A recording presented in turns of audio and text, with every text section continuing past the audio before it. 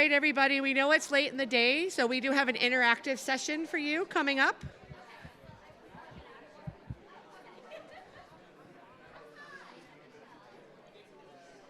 What? Just go ahead. Okay, so I'm just going to go ahead and introduce, if folks could. Hooey. You don't want me to do that really loud. It'll be yeah, woo, there you go. All right, thank you, thank you. So let's give it up just for the day again to Les and to the team, everybody getting everybody here today. So in order to do some synthesizing and interaction, we have the fabulous Kylie from the ACLU who's going to bring us through an interactive Mentimeter. So if you get your smartphone, right, or device ready, there'll be an opportunity to get some feedback from you all, especially to help move us forward on action items. So let's bring it up for Kylie. All right, Kylie. Thank you. Hi, aloha kako. O Kylie ko oinoa. No oahu alua mai au. Noho au I Kipapa, which is now known as Mililani, and I'm the field and digital organizer with the ACLU of Hawaii.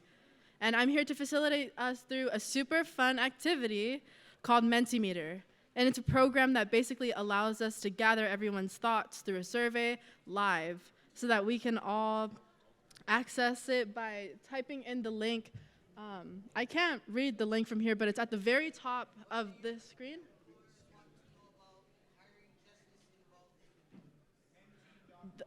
Menti.com, mahalo. If someone could also read the code for me so I could.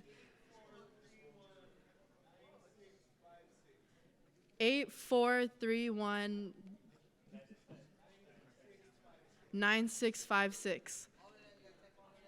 Let me write this down really quick so I can recite it too. Sorry, this was a very last minute job for me, but menti.com. Could someone please read the code for me one more time? 8431 9656. Mahalo. So again, if everyone could go to menti.com on their smart devices, their tablets, your computer, your laptop, whatever, and enter the code 8431 9656. Mahalo to the brother over there. And the way that this works is that together we're all going to answer some questions using a multiple choice option about topics around incarceration, reentry, solutions to this, and so on. And how this works is that when you get to the link at menti.com for the survey, we're all going to be able to answer questions that Going Home Hawaii has gathered from the speakers today and the panelists in today's breakout rooms and the general larger room in real time. So again, if everyone could go to menti.com, MENTI.com, and enter the code 843-19656. And the question should pop up really big on the screens, and when we'll go through each question, you'll be able to see these results live, like it's happening on the screen right now. So the question is, what do employers want to know about hiring justice-involved individuals? Again, please go to menti.com.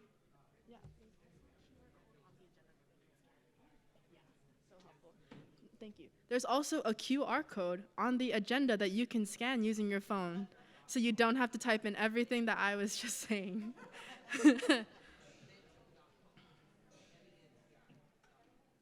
And one more time, the question is, what do employers want to know about hiring justice-involved individuals?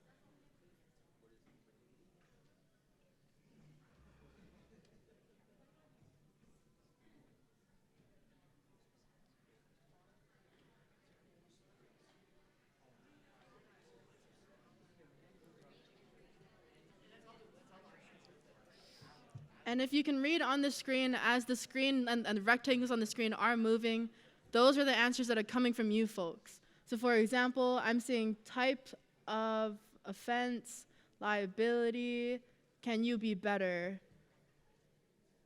Are you currently sober? And so on. Again, all of these questions come from the speakers from today's event.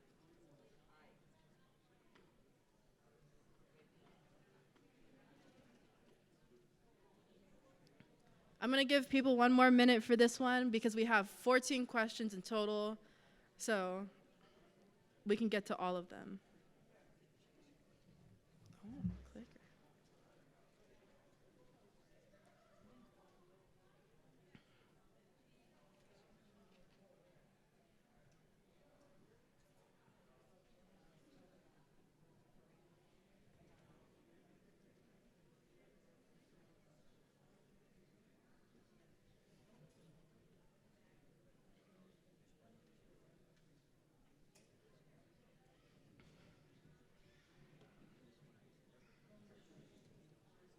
And again, I can't really read the answers that are being sent up to the screen right now, but some of the answers that I have been able to read are you sober, liability, type of offense, etc. I found that most people just asked me, they didn't really care, they just wanted to know, like, well, do you have the skills to do the job? Are you going to show up? I was like, yeah. They're like, all right, cool. Yeah, Most places I found didn't really care too much. They just want people who want to work. yeah, yeah, exactly. The type of offense that you have or any record shouldn't really matter. Yeah, exactly. Yeah. Mahalo. I'm going to move on to the next question if everybody's ready. The next question is, what's one word that best describes your feelings about community safety as it relates to this conference? And again, as you respond, the answers will come up on the screen as it did for the last one.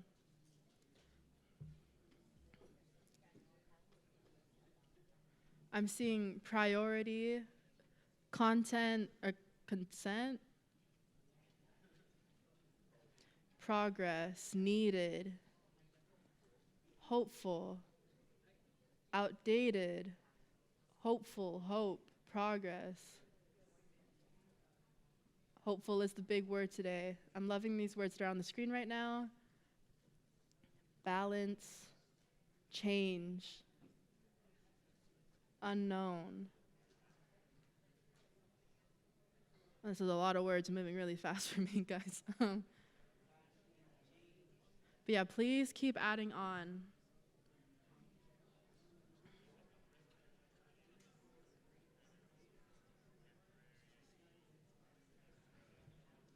And again, all of this is happening in real time, so that's why all the words are moving around so quickly.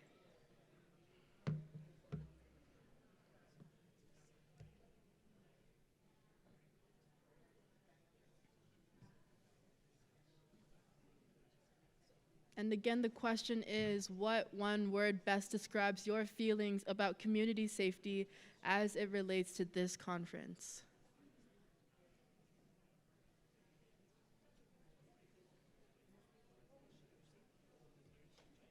And again, the big words that I'm seeing from folks, and also the bigger words means that more people are having the same word, is change and hope, hopeful, progress, etc.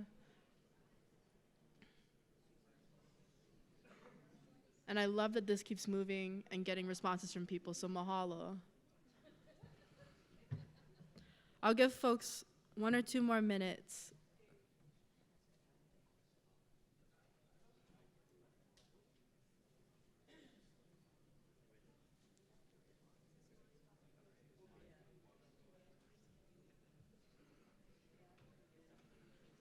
And one more time, if you haven't already, please scan the QR code on the agenda to access this Mentimeter survey, or you can go to menti.com and type in the code 843-19656 to join the conversation and the kuka about what one word best describes your feelings about community safety as it relates to this conference.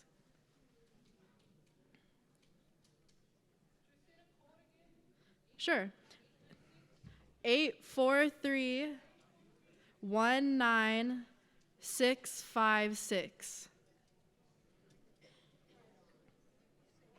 And also there's the QR code on everyone's agenda that you can scan if you would like to participate, and just so it's easier so you don't have to type in the code.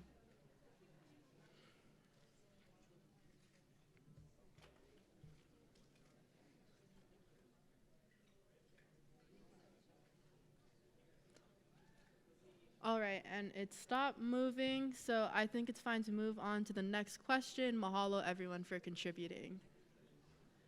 What do you think? The next question is, what do you think is the most important step that we can take to reform jails/prisons while ensuring community safety?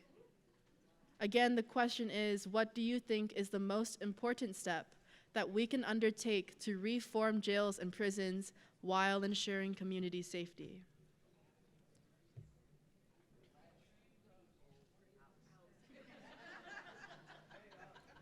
I'm hearing let people out from the audience. I like that one. Policy reform, education. Education and support cycle.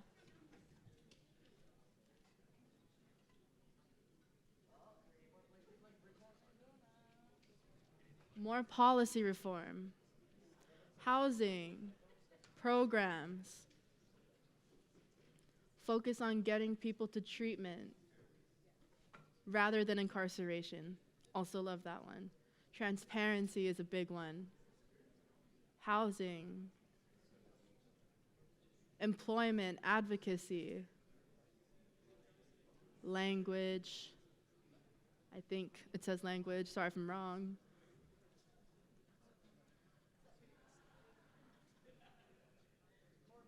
Clemency, housing, treatment.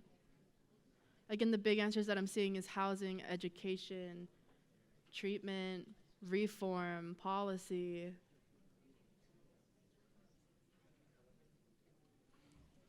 I'll give people a few more minutes to answer the question. What do you think is the most important step that we can take to undertake, what is the most important step that we can undertake to reform jails and prisons while ensuring community safety? Diversion, that's a really big one too, preventing people from getting into the system in the first place. Education, transparency, housing. Keep it going, everyone. I'm loving these responses. Mentorship.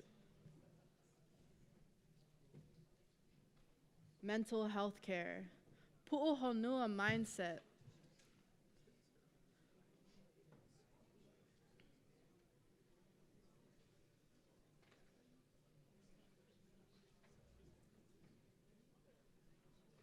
Peer support. Education.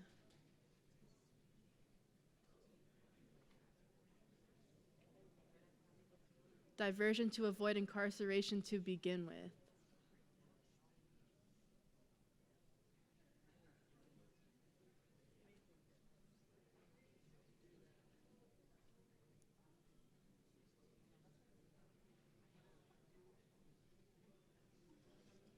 I'll give folks one more minute to add on to this response before we move on.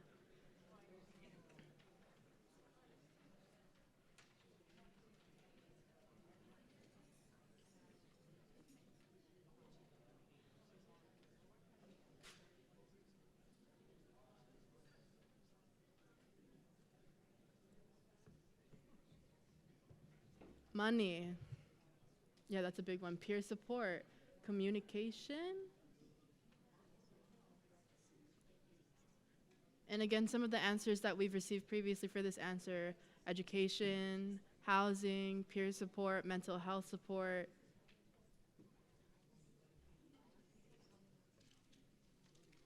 I'll give people a few more seconds to add on, and then we'll move on to the next one.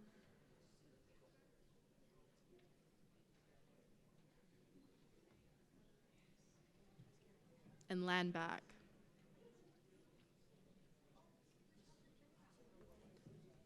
Okay, mahalo everyone for your answers. And unfortunately I can't read the last one, but it seems very thoughtful. But mahalo for everyone to adding on to this question. If we could go to the next question, please. The next question: what factors should be considered when deciding if arrestees should receive community-based versus jail-based care? Again, the question is, what factors should be considered when deciding if arrestees should receive community-based versus jail-based care?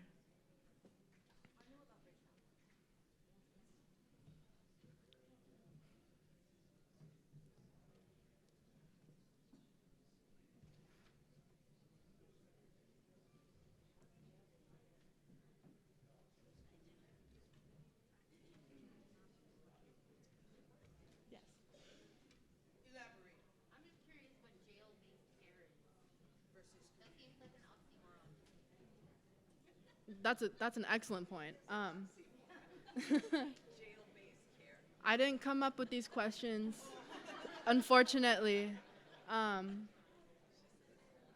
assuming they mean what do you think should decide community-based care outside of incarceration instead of care within incarceration,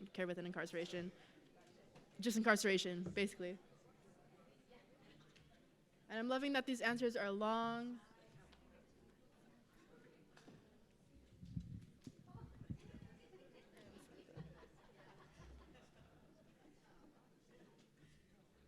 From what I can read, I'm seeing mental health.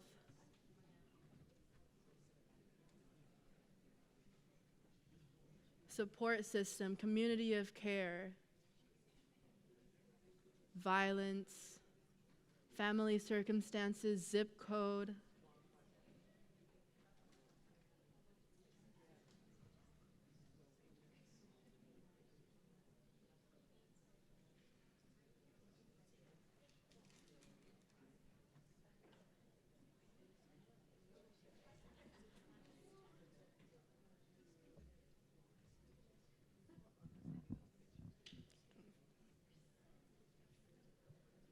Again, the question is, what factors should be considered when deciding if arrestees should receive community-based versus jail-based care?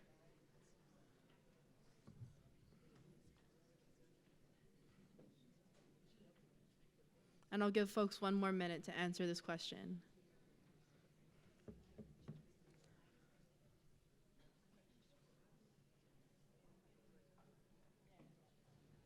I'm seeing both. I'm seeing availability of services. I've previously seen zip code, type of offense, violence.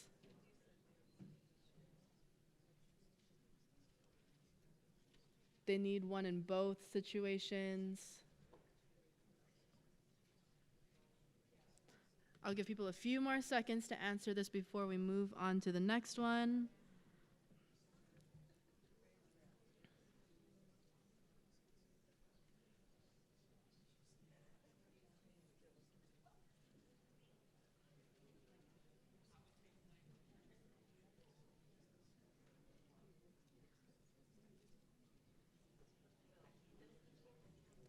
Mahalo, everyone, for sharing your answers.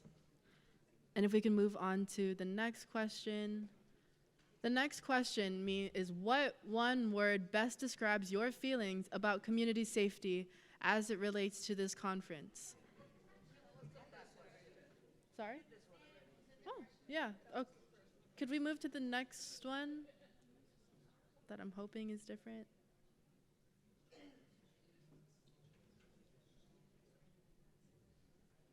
Sorry, Paul, could you move to the next question? I think we had this one already. Okay, so this next question is a multiple choice question. Are you willing to hire justice-involved individuals? I'm seeing yes. I'm not seeing any no's or maybes yet. Again, for those of you who have just entered the room, we're doing a survey on menti.com, and the code is 843-19656. Or you can scan the QR code printed on the agenda. I'm seeing one maybe and a lot of yeses.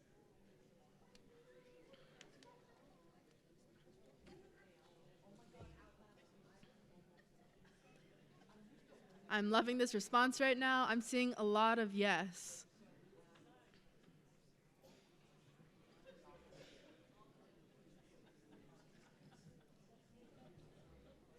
I'll give people a few more seconds to answer this question.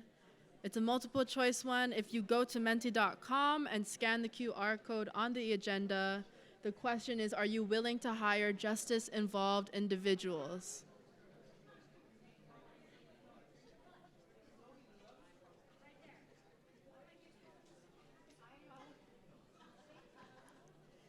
And as we can see, the overwhelming response is yes, people are willing to hire justice-involved individuals. Mahalo, everyone, for answering. And if we can move on to the next question.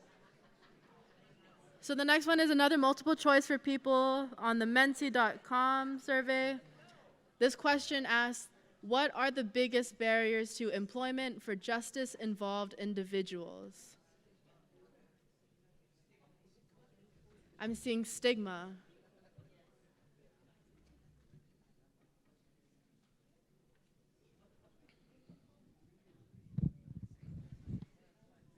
Sorry, guys, I have to walk over because I cannot see. Okay.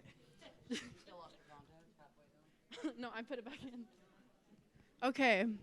What are the biggest barriers to employment for justice-involved individuals? I'm seeing stigma, lack of previous involvement. I'll need too much time off to meet with parole officers, court dates, etc. And the overwhelming answer is stigma.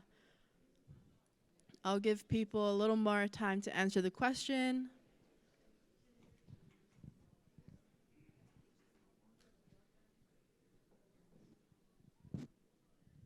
And it stopped moving. So most of the people in this room have said stigma at 54. 5 people have said lack of previous employment, and 3 people said I'll need too much time off to meet with parole officers, court dates, etc. Mahalo everyone for participating. If we can move on to the next question. What are the benefits to employers of hiring justice-involved individuals? I'm seeing 4 choices here. The first is federal bonding of employee, tax credits to employers. Employees are monitored for drug and alcohol use, and all of the above. And most people right now are saying all of the above. Is it okay if I say something? I think Sure. the question itself perpetuates the stigma. I agree. Okay, Yeah. Sorry, my brain is not working very well today. It's been a day for me, but I agree. was trying to click and I was like, that literally just, I'm willing to hire justice involved lines because Yeah. tax credit. Like, Yeah. And I'm willing to yeah. hire them because we just spent 8 hours hearing about how they're people, Exactly. and we should hire people because people are people. Exactly. It feels like very, like, the stigma, like, the question feels stigmatized. Exactly. So what she's saying is that this question kind of feels, I forget the word. I'm gonna say dumb because not dumb. It's not a dumb question. Sorry, my brain is not working very well today.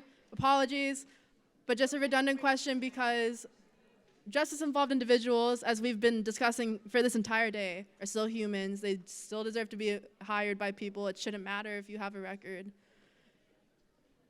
And again, I'm seeing all of the above. 46 people have answered all of the above.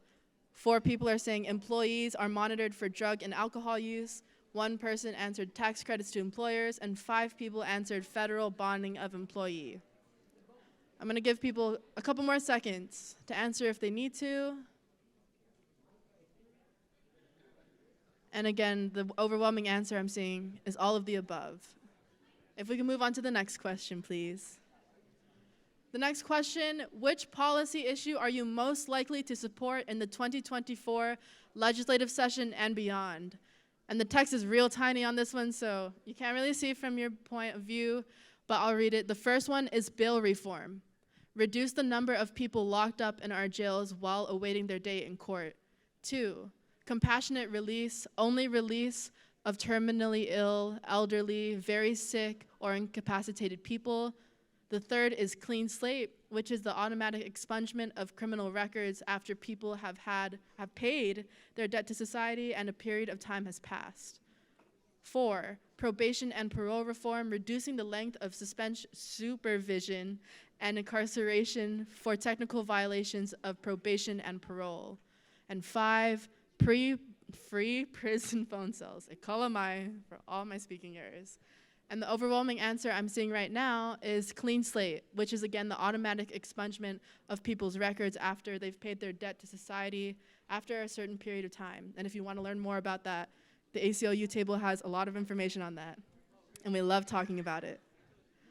I'm seeing 13 people supporting bill reform, reducing the number of people locked up in our jails while awaiting their day in court, which literally means they're legally innocent and they haven't had their trial. 7 people have said compassionate release, early release of terminally ill, elderly, very sick, or incapacitated people. 4 people have said probation and parole reform, reducing the length of supervision and incarceration for technical violations of probation and parole. And 4 people have answered free prison phone calls, which is also super important.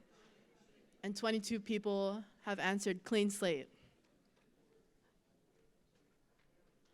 I'll give people a few more seconds to answer this question before we move on to the next one.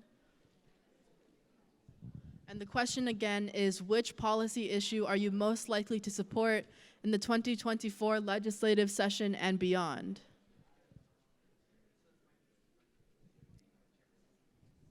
Again, humble brag, if you want to stop by the ACLU table, we have a lot of information on these policy reforms, so please feel free to stop by and talk story with us.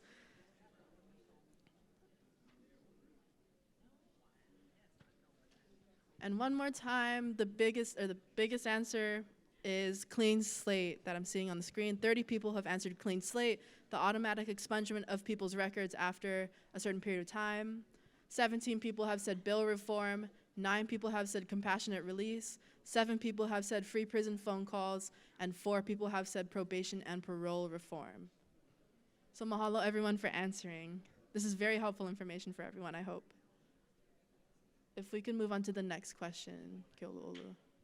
Okay, this next question says, Governor Josh Green has the authority to use his clemency powers to issue commutations that would reduce people's sentences and result in early release. And this one does not make sense, unfortunately. That's okay.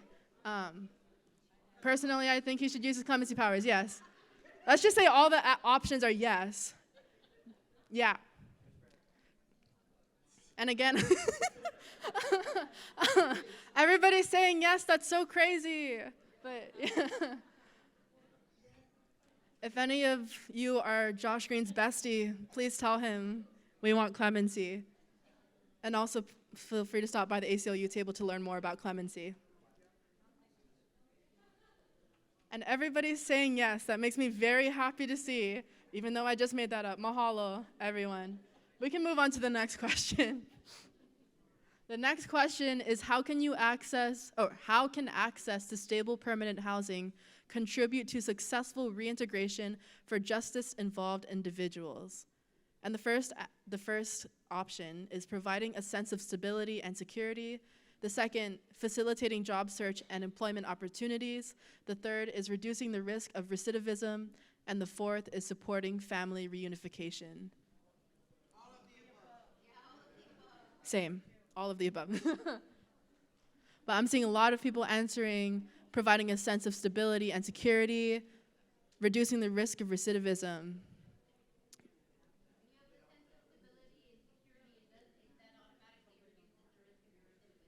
Yes, exactly. Exactly, building communities of care. And again, the question is, how can access to stable permanent housing contribute to successful reintegration for justice-involved individuals? And for those of you who haven't already participated, please scan the QR code on the agenda to start participating and read the live results of questions from speakers for today. And I'm seeing 33 people have answered providing a sense of stability and security. 17 people have said reducing the risk of recidivism. 6 people have said supporting family reunification, and 3 people have said facilitating job search and employment opportunities. I'll give people a few more seconds to answer.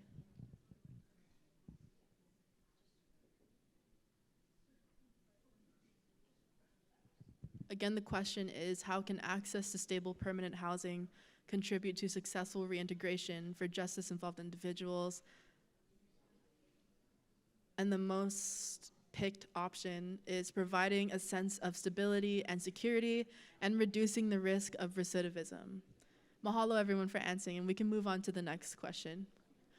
The next one is, what challenges do justice-involved individuals face when seeking permanent housing, and how can these challenges be overcome? The first option is coordinating services to address various needs. The second is building trust between the community and law enforcement. The third is sharing data to ensure appropriate housing placements. And the fourth is offering legal assistance to expunge or seal criminal records, or clean slate, kind of.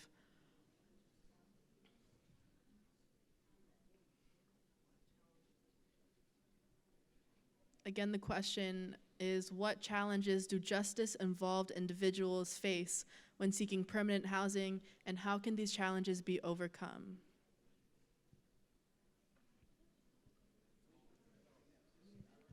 And the overwhelming answer is coordinating services to address various needs.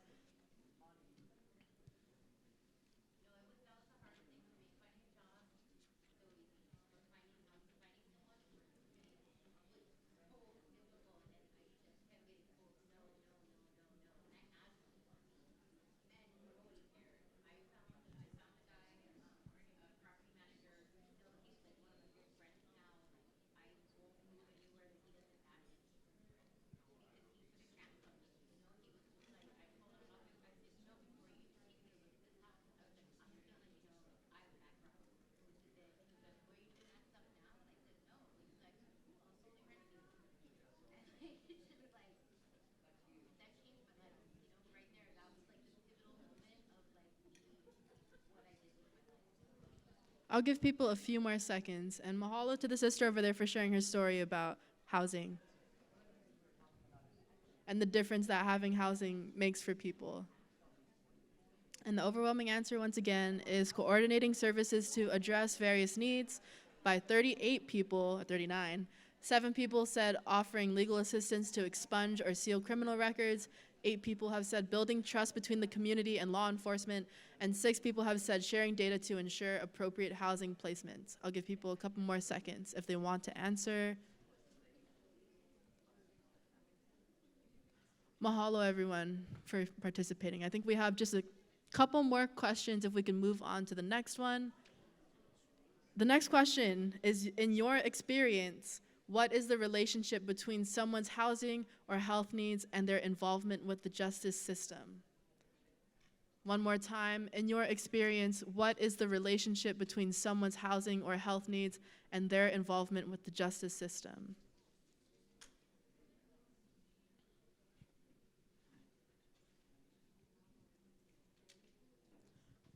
I'm seeing stability as an answer. Equity needs to be established in both systems. Crucial, there is none. It's more difficult for them. Everything, yeah. Housing affects versus health, or housing affects health, vice versa. It's a circle. The housing and health needs get criminalized. Money, they get blocked up and give up. It divides families. Money, codependent. Money, money, money. Yeah. Houseless equals desperate, equals criminal behavior, equals jail. Driven by houselessness and the lack of access to healthcare. Their choices, money, safe housing, and appropriate healthcare. Stable housing kept me from going back into the system. Access, detrimental, all of the above. They're having a hard time to find a place to live due to their past people need to grow up. Cannot survive without housing. Social determinants of health. Barriers, all of the above. Lack of housing can affect health. Choices and struggles, affordability, directly related. Trust seems to be a big barrier when justice-involved persons are released back into society.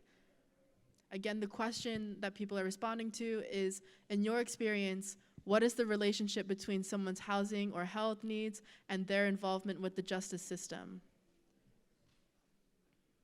And I'm seeing answers like affordability, second chances, all of the above, choices and struggles. Desperate times call for desperate measures. Housing is the key. Lack of housing can affect health. And I'll give people a little bit more time to answer. Stability. No house equals relapse/recidivism, giving up, depression. If lacking in housing or health needs, then the involvement with the justice system may go up. Involvement in the justice system creates an imbalance in crucial relationships between Aina, Kanaka, and spirituality, which are all must be in balance in order to achieve Maliola, optimal health. It's a great answer.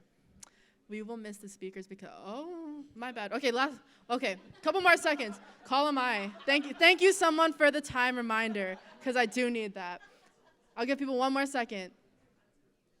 Okay, perfect. And then next question, please. I'm so sorry, y'all.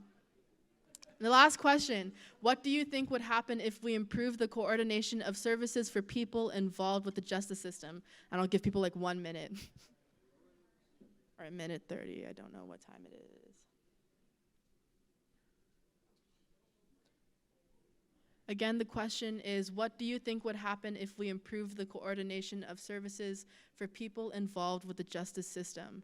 I'm seeing pono, less recidivism, improved health, higher success outcomes, less people in prison, no gaps in services/programs, success stories, less recidivism, hopefully, less recidivism, better self-esteem, a better world, decrease in reincarceration.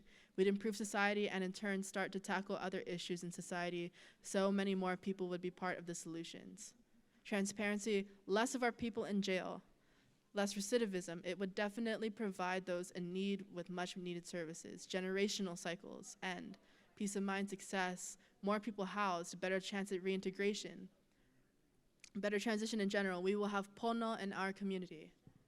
And one last time, people are answering the question, what do you think would happen if we improved the coordination of services for people involved with the justice system? Good kind things. That's a perfect answer. Healing. There would be less recidivism. I'll give people a couple more seconds so that we can all have a bathroom break before the next speakers at 4. Success and hope. Healing our communities, improve recidivism rate. High rates of successful outcomes and better opportunities for justice involved to have happier, healthier lives, which we all deserve. Healing, less recidivism, and a lot more communication and collaboration together.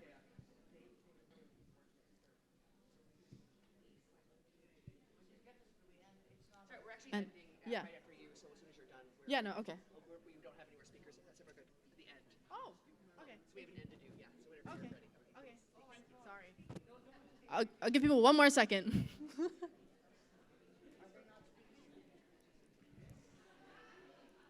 And that's all the answers. Again, less recidivism, healing, building trust, healthier communities, communities of care and decarceration.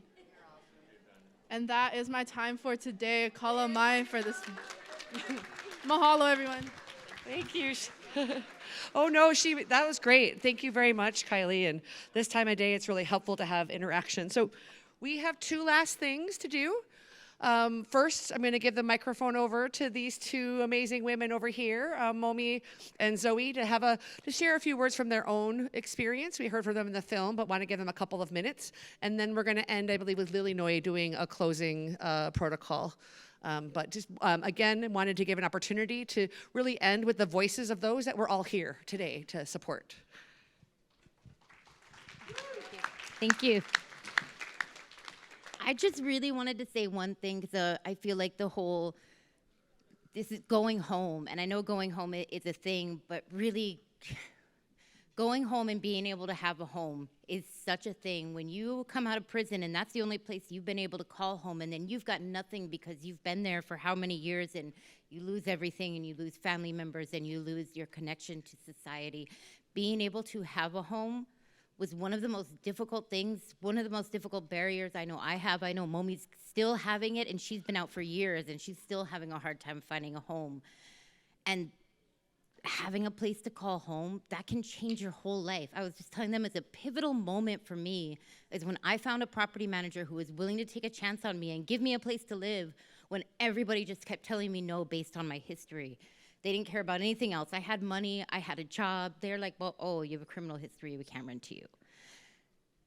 Having a place to go home to, having a safe place, that is such a thing. And if anything, I know a lot of you are working to get homeless people homes, and everybody needs a home, but like if we can all just start to, like, I guess find everybody homes, but incarcerated people, incarcerated women, we have such a hard barrier coming out of prison that is the most difficult one. Anybody will hire you, really. If you're a good worker, it's easy to find a job. But a lot of people will not give you a place to live, and they don't care. And that is what causes you to go out and be on the street, and you're gonna do more crime, and then you end up in some of these clean and sober living houses that in Oahu anyway, I don't know about on the Big Island, they are just, there's a lot of people there that are not clean and sober. So they can be like a nesting ground for you to recidivize. Homes are important. Being able to go home to your island is huge for me, I didn't get to have that, but that my journey took me elsewhere, and I'm happy where I am, you know, because like I said, I found someone to give me a home out there on Oahu. It's just all about having a home. Like I said, Momilani's been out for how long now, and she's still having a hard time finding a home. And it's not just barriers with property management, it's barriers with parole officers that say, oh, we don't want to let you live there. That's a high-risk area. But that's what she can afford. But I'll let her tell you about that. But everybody needs homes. They're so hard to find, but if you know people who maybe are not renting because people have a criminal record, that doesn't make us bad people. Everybody does crime. Some people don't get arrested. Some people never get in trouble. They just live their whole lives with whatever they did.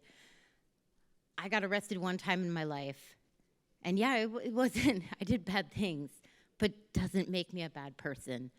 And it doesn't make me a risk to rent to. I'm not, you know, it doesn't make me a risk. It just makes me another person who did a thing. So don't judge, I guess, is my thing.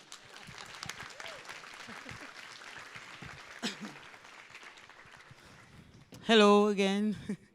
Okay, some of you were sitting in here earlier when we were talking about the housing issues, but yeah, I still face that today, and it's patrolling authority giving me a hard time.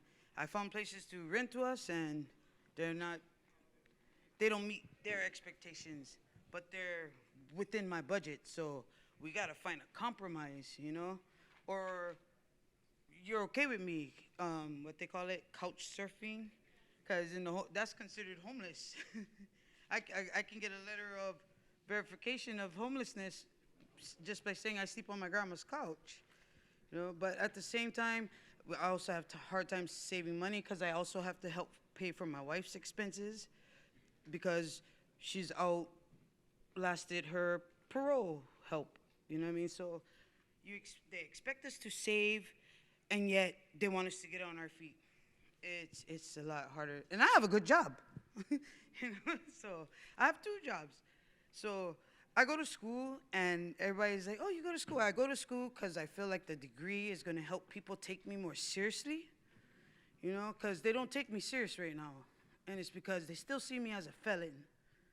But I have ideas that could help change things, and that's how I feel I want to help change things. I go out and I help people. I refer them to other places, even though I struggle myself, you know. By helping them, I help myself as well, you know. Sorry, it's a little, you know, but doing the work we do now puts us in front of the right people where now we can tell them the struggle, and maybe now someone will reach out and help to change those things, you know. But yeah.